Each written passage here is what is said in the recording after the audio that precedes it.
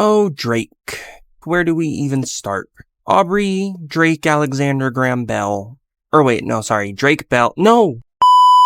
Aubrey Drake Graham, the Canadian rapper. We all know him as Drake. He needs no introduction. I'm not going to sit here and tell you who he is, because we know who Drake is. That's why you're here. He's one of the biggest artists in the world. He has classic records like Take Care. If you're reading this, it's too late. Views. Certified Lover Boy. Sorry, never mind, that isn't one. Earlier this year, we saw Drake get into an insane rap beef with another GOAT himself, Kendrick Lamar. Now, Drake fan or not, let's just admit, bro got chalked. Bro looked like the damn sidewalk. They went back and forth dropping diss tracks on one another, and it was the biggest thing in music that I've seen in so long. Admittedly, Drake has some bangers. Push-Ups was good, Family Matters was an absolute banger of a song, but with that being said, it didn't really do anything to Kendrick. He ended this beef off with The Heart Part 6 and Buddy. What were you thinking? This was Drake waving his white flag, but trying to act unfazed by it. He was like that meme of the dude crying, but wearing the mask to cover up his insecurity. That's exactly what that was. I can't blame Drake though. Kendrick literally wiped this man's face in the dirt with songs like Euphoria, 616 in LA, Meet the Grams, and ending it all with his victory lap of a song, Not Like Us, which became one of the biggest songs of all frickin' time. Not Like Us was Kendrick's victory lap after murdering Drake with Meet the Grams, a song so deep, so lyrically impactful, and a song that makes me believe that Kendrick has tea on me because of how sinister he sounded on this track. Remind me never to mess with Kendrick. No matter what he does, if he drops a terrible album and I hate on it, I'm never gonna say anything about it. Drake's been relatively silent since all this, not dropping much music, not clapping back at Kendrick, but Kendrick was claiming 2024 as his own, and to stamp that out, he dropped a surprise album, GNX, a song full of nothing but bangers, a fun listen with hit after hit, as well as some really deep cuts. GNX is taking over the charts as we speak and doing insanely well critically. Literally, Anthony Melanfantano gave it a 9 out of 10. Do you know how insane that is? A 9 from Mr. The Needle Drop is like Jesus coming back to earth and blessing us with thy suckle of his holy water. Or at least that's what his fans make it out to seem like. Sorry. Love you, Fantano. That leads me to the point of this video. Drake's been sad. He's coping. He can't accept the fact that Kendrick hit him with the good old attitude adjustment like prime John Cena. Drake got exposed, he got murdered musically, and he's having a hard time accepting that. While someone like me, a regular music enjoyer, expected Drake to bounce back from his L, just like a prime Big Sean, instead he's been going around sharing his tears. He recently was on a popular streamer XQC's live stream, just hanging out, chatting it up, chilling, listening to music. Drake opened the stream by introducing himself and making sure to tell us he's fully intact. Mind, body, and soul, in case we were wondering. We weren't, buddy. Drake then stated, "You need facts to take me out. Fairy tales won't do it." This line, "You need facts to take me out. Fairy tales won't do it," is 100% a shot at Kendrick. Drake's trying to say what Kendrick said during this rap beef wasn't true. And don't get me wrong, he's allowed to say this. Why? Because we haven't actually gotten any concrete proof of what Kendrick has said. Kendrick dropped these disses and it's really, do you believe him? Which, I don't know, man. A lot of people do.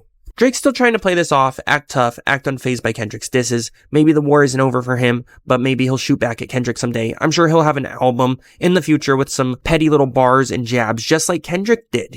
Kendrick had some quick little jabs at Drake on his new project. Nothing to really warrant a full-on diss battle returning, but it still was there. This is still a fresh situation, and I'm sure we'll see more crash out moments from this grown man. There was also a moment on the stream where Drake says they need to change the song that's playing.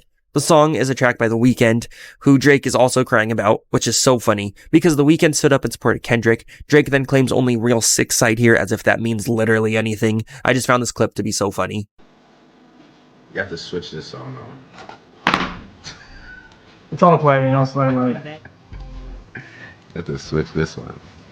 We're real Sixers. We're real Sixers. They're real six side. We don't listen to that. I feel like it really shows Drake's insecurity. Like, it's just a song. It's a big song. The Weeknd's literally a bigger artist than you at this point, man. You're Drake. You shouldn't have to tell a streamer or feel the need to tell this streamer to change the song because it's The Weeknd. If he was playing like Not Like Us, I would agree. I would be like, take that song off, he's gonna kill you. The stream ended with Drake putting his forehead way too close to the camera, repeating he's a real Sixer, who cares?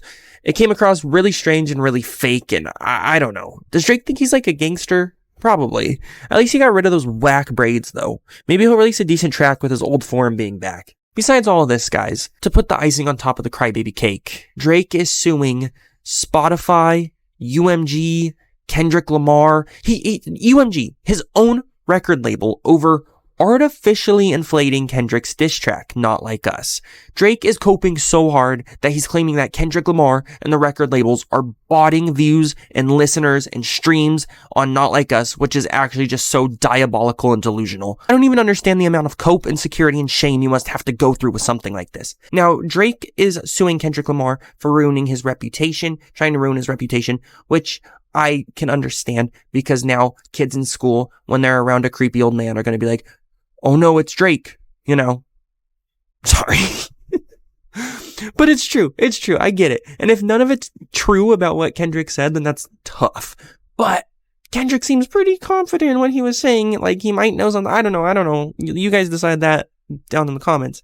He's suing UMG, his own record label, for botting listeners and streamers on Not Like Us, saying it's getting inflated and that it's continuing to ruin his rep because the song Not Like Us does mention Drake by name and also says trying to strike a chord. It's probably A minor. To even mention this is insane. I don't know. I just wanted to get on the microphone and talk about this. I'm not a big Drake fan. I've never been a big Drake fan, but I can appreciate and respect what him and his ghostwriters have done for the music industry. Like, he's got hits on top of hits. He's a superstar, megastar. He isn't capable of accepting his loss. And not even that, but just moving on. This beef ended in May with Not Like Us. It's November. That's 6 months ago. Drake's stuck on 6. Whether that's months, Canada, or age at this point. What's going on? I don't know, guys. Let me know what you think down below. I know Drake fans are going to hate this. I know they're going to attack my takes and the fact I'm even talking about this and have some type of excuse for it. But shoot, that's totally fine. I don't really care. I don't gotta like Drake. It's okay to admit he's acting like a child. And according to Kendrick, that's what he's into. So I guess it's all making perfect sense.